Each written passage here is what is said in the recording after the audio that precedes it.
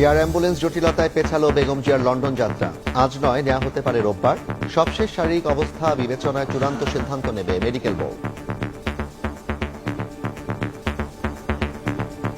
Air ambulance এসে পৌঁছায় কাতার থেকে, তাহলে আগামী পরশু অর্থাৎ রোববার তাকে লন্ডনে নিয়ে যাওয়া সম্ভব হবে।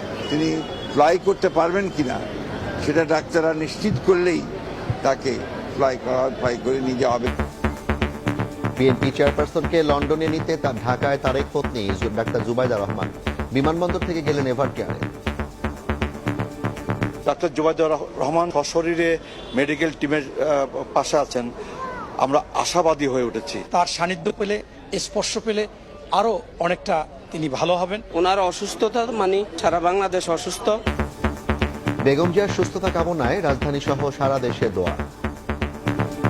এবার অন্যান্য শীর্ষ সংবাদ। কোনো কারণে পেছাবে না নির্বাচন, ফেব্রুয়ারির 15 তারিখের মধ্যেই হবে ভোট, জানালেন প্রেস সচিব।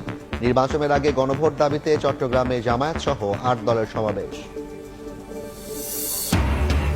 নির্বাচনে 42,000-এর বেশি ভোট কেন্দ্রের মধ্যে 25,000 ঝুঁকিপূর্ণ। অস্ত্রধারী পুলিশ মোতায়েনের কথা ভাবছে সদর দপ্তর। থানা থেকে লুট হওয়া অস্ত্র বাড়াচ্ছে শঙ্কা। শেখ হাসিনাকে ফেরাতে ভারতের ইতিবাচক সাড়া পায়নি সরকার, জানালেন পররাষ্ট্র উপদেষ্টা। এখনই আশা ছাড়তে চায় না বাংলাদেশ। কূটনৈতিক তৎপরতায় সাফল্যের প্রত্যাশা।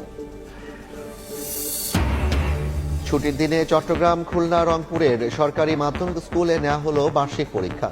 শিক্ষকদের কর্মবিরতির কারণে ছিল স্থগিত। প্রাথমিকেও শুরু হচ্ছে রোববার।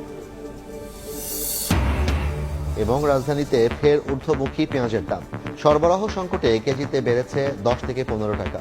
বাড়তি দরেই বিক্রি হচ্ছে সয়াবিন তেল। পাইকারিতে কাঁচামরিচের কেজি নেমেছে 25 টাকায়।